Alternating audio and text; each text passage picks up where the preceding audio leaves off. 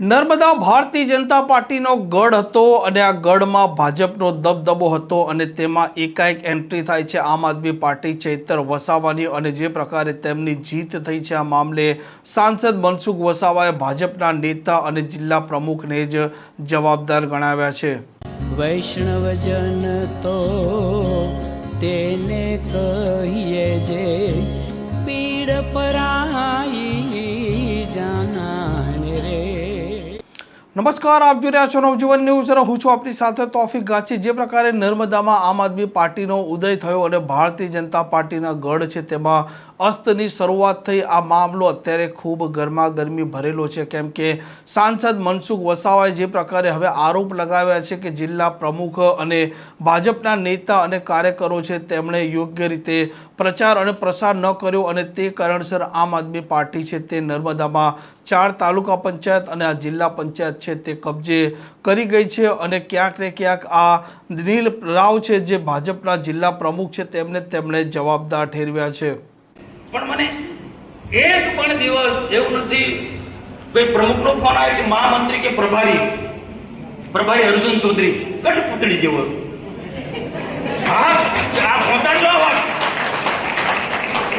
અર્જુન ચૌધરી એટલે કઠપુતળી, જેટલું નતા એટલું કામ કરવાવાળો।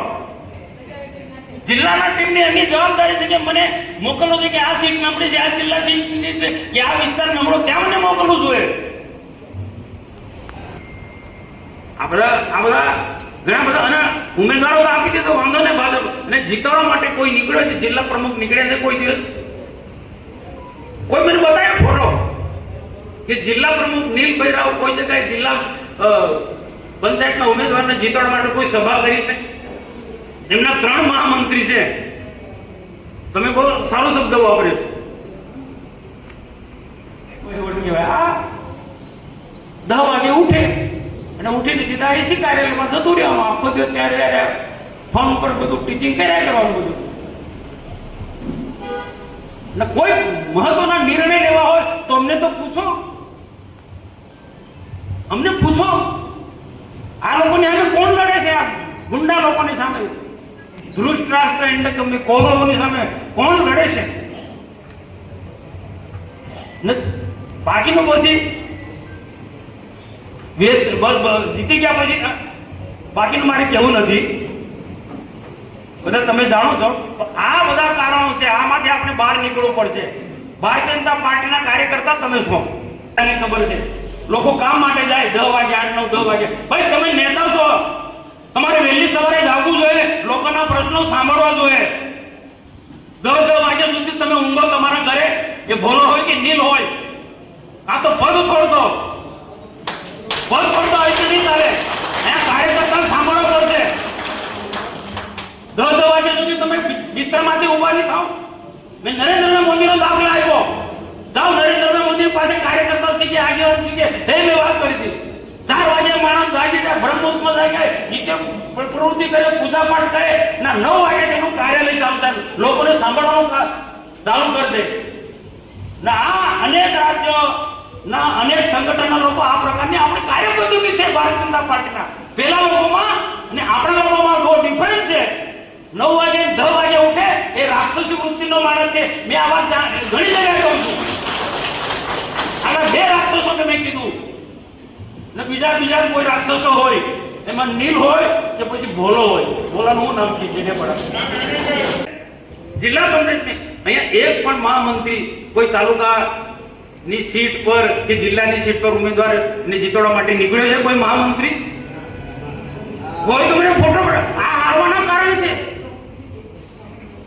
પ્રમુખ એસી ઓફિસમાં બેસી રહે, મહામંત્રીઓ એસી ઓફિસમાં બેસી રહે, તો કઈ રીતના તાલુકો જિલ્લો જીતવાનો છે ભાઈ? કઈ રીતના જીતવાનું?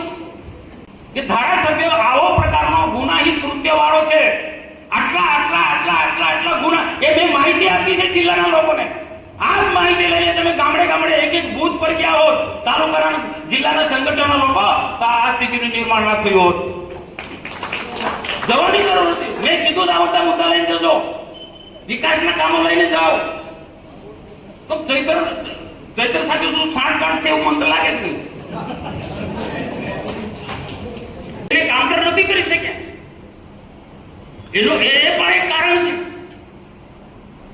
જિલ્લા સંગઠનના લોકો અહીંયા છે, ઘનશ્યામભાઈએ કાર્યાલય બનાવી દીધું છે એર કન્ડિશન, એમાંથી બહાર નથી નીકળવા. કંચનભાઈ, આ પણ એક કારણ છે. ઉમેદવાર પસંદગીનો કાર્યક્રમ હતો કમલમમાં, બેને સંબોધન કર્યું, નીલભાઈ સંબોધન કર્યું, મેં સંબોધન, બધાએ સંબોધન. અર્જુનભાઈ પ્રભારી છે, મુક્તિ તલવારવાળો પ્રભારી. હું તો જે મને અનુભવ છે પ્રકાર બોલું ને ભાઈ, મને જે અનુભવ થયો તે પ્રકાર હું બોલું. મેં મુક્તિ તલવારવાળો પ્રભારી અર્જુન, નામ પણ કઈ રીતના અર્જુન પડી ગયું મને ખબર નથી પડતી. એમને સંબોધન કર્યું. પછી નીલભાઈ ઉભા થયા, પૂર્ણ સમાપન થઈ ગયું કે જેને પણ કઈ નાની મોટી તકલીફ હોય તો મને ફોન કરજો. અડધી રાતે ફોન કરજો. હાલો કોઈ ઉમેદવાર તને ફોન થોડો કરવાનો, જે વ્યવસ્થા કરવાની આપણે વ્યવસ્થા કરી દેવાની હોય. મેં તરત જ મેં અર્જુનભાઈને ત્યાં બેઠા હતા બેને બધાને કે આપણે એન્ટી કેબિનનો બે છે, જે પણ વ્યવસ્થા કરવાની હોય તે કહે. એટલે મેં એ જ વાત કહી હતી ને એ જ વાત કહી કે ભાઈ આપણી પાસે પૈસા ના આવ્યા હોય તો ઘનશ્યામભાઈ પાછલા વર્ષમાં ઘનશ્યામ દેસાઈ જાડેજા જે કામ કરતા હતા એ બી મિટિંગમાં હતા. એ રીતના વ્યવસ્થા આ જ મેં વાત કરી હતી. અને ઉમેદવારો નક્કી થઈ ગયા છે પ્રચારમાં, સામેના આક્રમક તૂટી પડ્યા છે. આપણો ઉમેદવાર નથી નીકળતો પૈસાના કારણે. જે પણ વ્યવસ્થા થાય ગમે તેમ કરીને એને પૈસા આપો. આ લડાઈ કોના લીધે લડ્યો? પાર્ટીના ઉમેદવારોના લીધે લડ્યો. તાલુકાના ઉમેદવાર કે જિલ્લાના ઉમેદવારો. બીજું કશું નથી કે આ જ વાત થઈ, વાર્તાલાપ થઈ. આદિવાસીમાં બંને આદિવાસી બહેનો મારા બહેનો છે, પણ સમાજની અંદર આની જે અસર થઈ છે બહુ ગજબની ભયંકર, જે સોશિયલ મીડિયામાં ચાલ્યું છે. પાછળ બધી વાતો કરે છે, મનસુખભાઈ બધી વાતો કરે છે. પણ બે આદિવાસી બહેનો ખરી પણ નોન આદિવાસીને પરણેલી છે. આ મનસુખ વસાવાએ જાહેર મંચ પરથી આપેલું આ નિવેદન છે તેણે ભાજપના સંગઠનમાં ખળભળાટ મચાવ્યો છે અને માનવામાં આવી રહ્યું છે કે આવનારા દિવસોમાં જે પ્રકારે સ્થાનિક સ્વરાજની ચૂંટણીનું પ્રદેશ કક્ષાએ સમીક્ષા થઈ છે અને તેમાં જો નિર્ણય લેવાય તો નર્મદાના સંગઠનમાં પણ ફેરફાર થાય તો પણ નવાઈની. અને તેના વચ્ચે સાંસદ મનસુખ વસાવાએ જે પ્રકારે આ જિલ્લા પ્રમુખને લઈને સાથે ભાજપના નેતાઓને લઈને નિવેદન આપ્યું છે તે અત્યારે ચર્ચાનું કેન્દ્ર બન્યું છે. આ પ્રકારના સમાચાર માટે નવજીવન ન્યૂઝ ચેનલ સાથે જોડાયેલા રહો. નમસ્કાર.